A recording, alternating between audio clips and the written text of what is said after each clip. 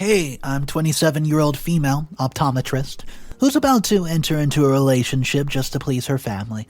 I spent my early years with my very religious family, but I did not stay long enough with my family for it to rub off on me. I was 17 when I left my parents to go to college overseas. It was very easy for me to toss aside every religious idea that's been inculcated in me once I was living on my own. I did my best to avoid coming back home, and once I had obtained my college degree, I started my master's degree program. Well, I was soon done with my master's program and returned to meet with my family for the first time in years. It was a nice reunion as we all missed each other, and your mother wasted no time in saying how delightful the entire church would be to see how much I had grown and developed over the years. I followed them to church that very Sunday, and my mother just showed me off. I managed to sit through the whole service as it was no longer my thing, but before I could leave, my parents insisted that I personally greet the pastor, Rob. Pastor Rob is a young man in his 30s. According to the story that's circulating around town, he was recently transferred to the church branch, and he wasted no time in making everybody feel his impact. Everyone basically sang his praises. Well, I must confess, he does know how to carry himself very well. He briefly asked if I enjoyed the service and expressed his desire for the church to see me more often. Our meeting did not last more than 5 minutes, and I did not attach anything to it. But Pastor Rob showed up at our home during the week unannounced. It didn't matter that he did not inform us of his comings. My parents were elated to have the pastor in their home, and they went all out to entertain him. He noted that he had come to check up on us because it's duty as the shepherd to look out for the flock. Flock? I found it to be very thoughtful of him, and I wanted to excuse myself so that he could have some time with my presence. But he specifically asked that I join them in the parlor. The whole focus was immediately shifted to me.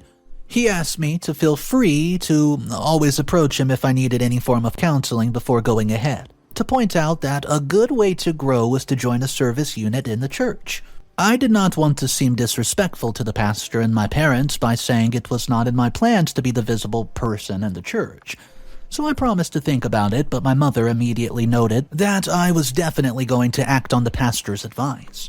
My parents began to persuade me after that not to only join a service unit, but to equally get close to the pastor. The request seemed a bit off to me, and it got me very uncomfortable. Don't get me wrong though, Pastor Rob seems like a really nice person, but my desire to stay far away from him was because every eligible spinster in the church was flocking around him. It seemed as though they were competing for the pastor's heart. I continued to manage the situation for 3 months, and my job gave me the perfect excuse to put some distance between me, the pastor, and his church. Well, something happened 3 weeks ago.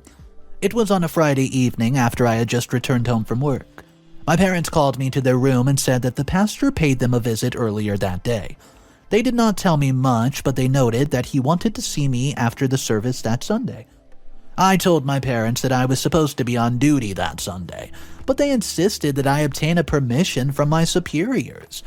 I asked my parents, why was I going to stay away from work simply because my pastor wanted to see me? Come on. This was a job where I was not even 6 months old in. Well, my parents said that, that is my pastor. And that was enough. This was another reason why I tossed their religious ideologies aside in the first place. Why did they expect me to put my job in jeopardy just because of my pastor? I observed something else, though. The smile on my mother's face showed that they were not telling me everything.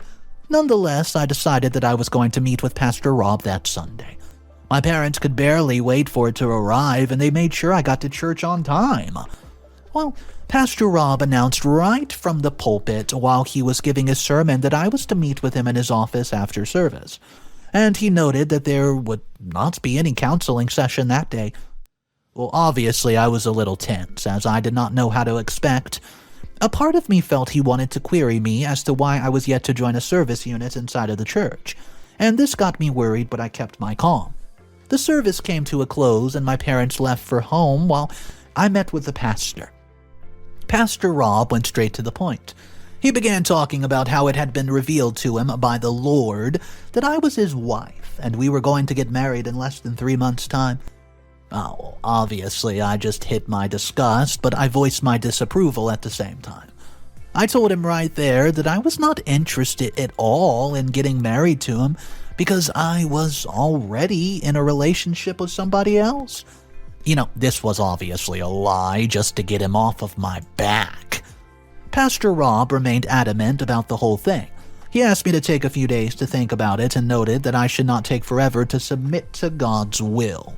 He even said that he had spoken with my parents about it and all that was needed was for me to just say yes. I left his office with a promise to think about what he said. But my mind was already made up. I was going to give him the same no answer whenever he asked for my response. I fumed while on my way home. How could he discuss marriage with my parents without first discussing it with me? How am I expected to get married to somebody whom I barely knew because the Lord said so? Even if I was willing to go with the plan, his proposal was so unromantic. How could he ask me out while he was giving a sermon? I got to the house where my parents were anxiously awaiting my arrival to hear, that they would soon be in-laws to the pastor. They asked what it was all about, like they didn't know, and I simply told them that the pastor wants to get married to me. Yeah, that's right, the pastor wants to marry me, and that's something that I was sure they knew. I killed their joy a bit prematurely, though, by telling them that I could not get married to the pastor. My parents were shocked. They could not believe what I had heard. They did not bother asking me what my reasons were. They only questioned if I lost my senses or not. I told my parents that I barely knew the pastor to get married to him, and besides, I was already dating someone, Well, my mother immediately said that the pastor was God sent to us, and this was an opportunity to every eligible spinster in the church was fighting for. As regards my fiancé, who, by the way, is in Europe right now, they asked me to break up with him and say yes to the pastor without further hesitation or questioning at that matter. So I was, actually dating someone, right? They would expect me to just throw it away after that? No. They didn't know I was lying about dating someone, though. So my mom, she came into the room, and oh boy, she calmly began to make me see why getting married to the pastor was in my best interest, and I mean best. Oh, I don't know about that. I personally believe that when it comes to issues of the heart and marriage, one should not be coerced into taking decisions, but all the same, I threw my belief aside and decided to let God's will be done. And by that, I mean getting married to the pastor. I did it. Giving my pastor a chance wasn't too complicated because I was not married to anybody. Once I informed the pastor that I was willing to get married to him, he made it official by giving me a ring. And the ring was, below par, if I'm being honest with you guys. In fact, everything he did was without style or class. He did not bother to sweep me off my feet. In a nutshell, he proposed to me like it was his rightful duty, and he was doing both me and my family a favor. I had done my best to ignore the red flags that I see in the pastor, especially as my parents have been over the moon as they will be in-laws soon to the pastor. Does becoming the pastor-in-law get them closer to the God that their religion portrays? Anyways, the wedding preparations have been going on for some time, and the church is covering most of the costs while my parents are doing the rest. Something, however, happened yesterday, and I'm thinking of postponing the wedding for a while because I don't think this is the best idea. Pastor Rob called me over to his office, and he demanded that we open a joint account where we would be managing our finances. Having a joint account between couples is not really a bad idea per se, and I was willing to go ahead and do it. But my would-be husband made an absolutely absurd request, and I mean absurd. He asked that the account be opened around the whole of my funds being transferred from my personal account to the joint before shutting my personal account down. I didn't argue with him. I went home, and I've been thinking about the whole thing ever since yesterday. Guys, I just feel like I'm slowly starting to become suffocated, if I'm being honest with you. I plan to talk to my parents and let them know exactly what I want. I don't know, though, to put the whole thing on hold so the pastor and I can get to know each other better. Do you think this is the right decision? Please let me know. Update number 1. I guess you can call me the most unfortunate woman in the world right now, and you would not be wrong. My advice to anybody who wants to get married is this. Get married on your own terms. Don't let anybody decide what a marital trajectory you'll take. It's been 2 months since my last update, and I would have updated sooner. I'm now the pastor's wife, but it's not as rosy as my parents and everyone thought it would be. If only I had just ignored my parents' pressure, I would not be in this place of regret. I informed my parents a day after my last post that I wanted to halt the marriage procedures a bit. Well, they asked what the problem was, and I did not tell them about the request that the pastor had made, as I knew that they would likely defend him.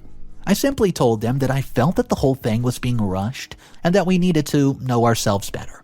My parents just made light of the matter and insisted I carry on with this regardless. Well, Rob and I got married 2 months ago, and that was when I knew all the glitter was not gold.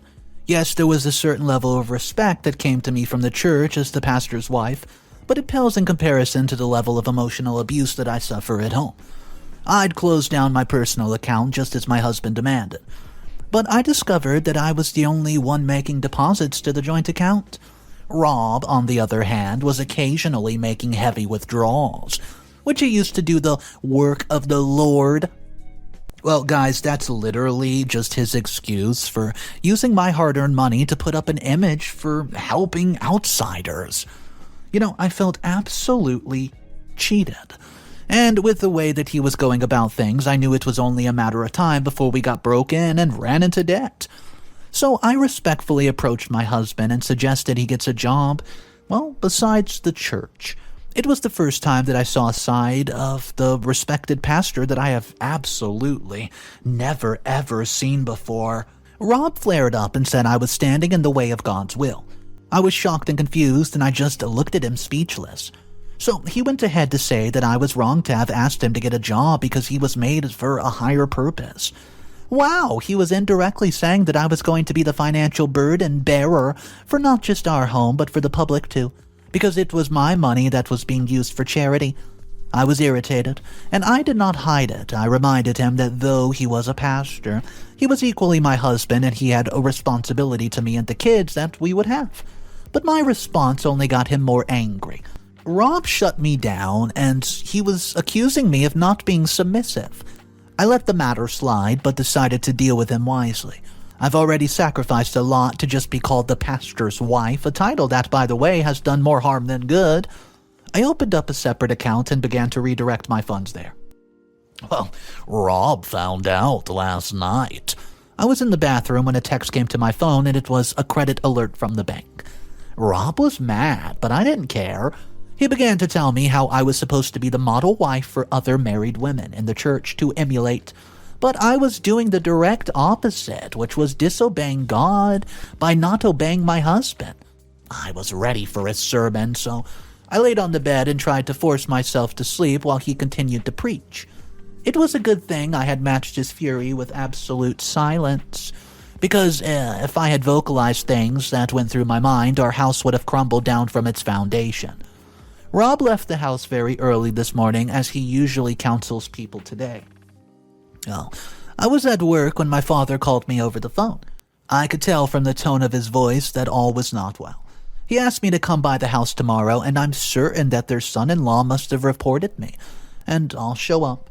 I'll equally let them know that the pastor whom they revere is a lazy man, who's using the cloak of religion to hide his irresponsible nature. I'll keep you guys updated when I return from my parents' home tomorrow.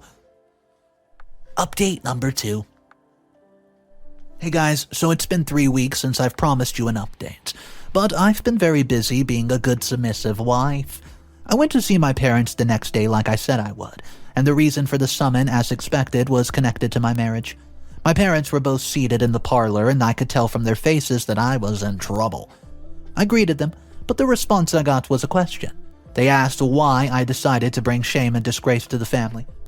I just initially kept quiet till they were done venting all their anger out upon me. And my father then said their pastor had informed them that I was making it difficult for him to carry on this pastoral duties with my insubordination. Once my father was done ranting, I shared with them my side of the story, and I said if they see it my way, then good. It is the way it is. I told my parents of the demands that he had initially made before we got married, and how I had obliged only to discover after marriage that it was a mistake because their pastor was milking me dry. Well, I went ahead to tell them that the reason why my husband accused me of not being submissive was because I had opened a secret bank account just to start saving up after he had rejected my suggestions to get a side job. My parents impatiently listened to me, and after I was done, my mother barked and said I was in the wrong. She noted that my hard-earned money belonged to my husband, and I had no right to make such an important financial decision without his consent. Well, that's her own twisted view of a woman being submissive and supportive of her husband. I countered what my mother had said, and I did not care. I told them right then and there that I've been more supportive of my husband than most women would be. I believe that he gets a kind of allowance from the church, but he's never contributed a dime to the home. But he was willing to put up a philanthropic imagine to the people outside with my money. I finally drove my parents crazy when I said that their pastor was a hypocritical, lazy man, and I was fed up with having him constantly make the marriage all about him. My father, he exploded, and it sent shivers down my spine. He said that the pastor had threatened to call not just me, but him and my mom out in front of the church if they did not put me in check. My dad then demanded that I close down my personal account and then, become the one that my husband expects me to be. Otherwise, if I ended up embarrassing the family, then they would publicly disown me, and he meant it. I sat down for a few seconds to process the whole matter. If I had just stayed back in the States after my studies, then I would never have gotten myself into this mess in the first place. If I wanted to be selfish, I would simply let my husband go ahead and make good on his threat. Then I would reveal to the whole church who he truly is. But this situation is involving my parents, so I needed to take them into consideration. On the other hand, all I've done ever since has put my parents before me. I had married their choice of husband, yet they were still making demands. I knew that if I danced to my husband's tune now, he would expect me to do so for the rest of my life. But I decided to let him just have this temporal win for peace to reign. I promised my parents that I was going to do as Rob had demanded, but they were not satisfied yet. They followed me back home where my husband was and made sure I offered him a heartfelt apology.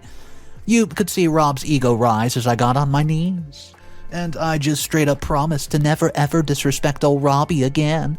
Rob told my parents that they had done the right thing before discharging them. I closed the account as he demanded, and I've begun redirecting my funds to the joint account. There's peace now because I'm acting like a fool, but I hope this doesn't come around to bite me in the future. Update number 3. Hey guys, it's me, and yes, I am back with a whole nother update. It's been a month and it's passed by now. I recently suggested to my husband that he holds an outreach program for people in some rural communities. The goal of the whole thing would be to just give back to the people. Well, Rob said that it was a pretty nice idea, but he would need to run it by the church elders, and the church currently has some projects that they're undertaking at the moment, so they would not endorse it now. Well, I told Rob that I was going to fund the entire project, and his eyes immediately lit up. He praised me for now sitting up to my role model as the pastor's wife. I was not moved by his flattery because I knew that it was not genuine at all. He was only speaking because he was happy that another occasion where his public image would be exalted had presented itself on a platter of gold. Do not mistake from the support of the campaign for saying that I'm now a very religious person. Not at all. This is all part of a giant plan to set my husband up for a giant fail. Now I know you're a little bit confused, so let me break it down. Ever since I apologized to my husband for setting up a different account, his attitude has grown from bad to worse. And just as I suspected, he saw the whole thing as an endorsement to continue a lifestyle of selfishness. His level of financial irresponsibility continued to soar. I had been observing the constant deduction from the joint account, but I just turned a blind eye so my parents would not have to be drawn into the mix again. But one recently, it went down, that I simply could not overlook. I discovered that around 70% of the funds in the account had been transferred to a various debit card. I did not confront Rob, I simply went to the bank and demanded a statement, so I could have a proper understanding of what went down. I discovered that the money sent from the account was for the payment of the ring that Rob had gotten me and for some other wedding expenses. I still cannot tell why Rob made the payment for the said wedding expenses, because the church and my parents were the ones who basically covered the wedding cost. That was not my concern, I guess. My focus was on the fact that this guy had used a credit card to purchase the ring that he had used to propose to me, and was now using my money to pay for it? So technically speaking, I bought my own ring. A ring that by my standard is below par. This guy is unbelievable. It's clear to me now that I cannot spend the rest of my life with him. I'm filing for divorce, though he's not yet aware. But I don't want to just let him go like that. I want to make sure that he's very well compensated with humiliation. And that's the reason why I'm fanning his ego to hold on to an outreach where he could give back to the community. And yes, this is going to be fun. Update number 4. Final update. Hey guys. See, I cannot fully express the joy I feel inside when I write this. This is exactly 4 months since my last update, and I just want to let you all know it's game over for my ex-husband. Yep, you heard me correctly. Rob and I are divorced. He was yet to access some funds 2 months after he had been praised by the church for the said outreach program, where he was going to give back to the community, and this got him very tense because his image was threatened. He approached me and asked why the joint account had not received the funding for the past 2 months. And I did not let the entitlement that his question portrayed determine my answer. I'm the one with the sole obligation to keep the funding, right? I told him that I had yet to be paid by my company for the past few months. But it was a lie. I had begun to redirect my salary to a friend's account this time. Rob was visibly distressed, and that's when I suggested that he gets a loan, but noted I would clear the debt once my entire salary was paid. Rob pointed out that we as a family did not have any property and that we could use as collateral for the kind of money that we were seeking. I directed his attention to the church property, and he was immediately against it. He was obviously scared about the outcome of things if he was not able to pay it back. But after I convinced him of the way his members would perceive him after he failed to carry out the project, that he announced, he decided the risk was too great to take in order to save his image. Guys, Rob secured the loan, and he used the church property as collateral, baby. The outreach was done, and it obviously had a positive impact on his public image on the church too. It didn't take long for the loan sharks to come a-calling, and they did not do it discreetly. They showed up 2 weeks ago while Rob was preaching. They interrupted the entire service. There was no way for him to manage the situation, and the older people at the church immediately stood up for their pastor. But they were left disappointed and angry when they were told that it was the church property that he had as collateral. It was at this point that I stepped in and began to verbally tear him to pieces. I told the curious members all that I've been passing through at the hands of the man that they wished was their husband or son-in-law. My parents tried to stop me halfway through, but I didn't let them. I went ahead to tell the church that his name was befitting because Rob was a robber who would use every opportunity to rob you blind of your finances and freedom just to paint a false image of himself. I could see the look of disappointment in the eyes of everyone as Rob bowed his head in shame. I didn't stop there. I presented the divorce papers right then and there, baby, and I did not wait to see what would become of him and the loan sharks. My mother rushed after me as I walked out of the church. But I did not say a word to her. I got home, gathered my things, and moved out of the apartment where Rob and I lived. I later heard that the elders of the church had to repay the loan in order to save the property, but they were suing Rob for what he had done. I saw Rob last week in the courtroom where our divorce was being finalized. He looked like he was going through it, and indeed he was. I resigned from my job and soon will be leaving the States. I went to see my parents, who haven't spoken to me since the drama at church. I got to the house to inform them that I was relocating back to Europe, but I was not received warmly. They were still mad at me of the way I handled the situation. I left the house and did not look back. They would never, ever hear from me again.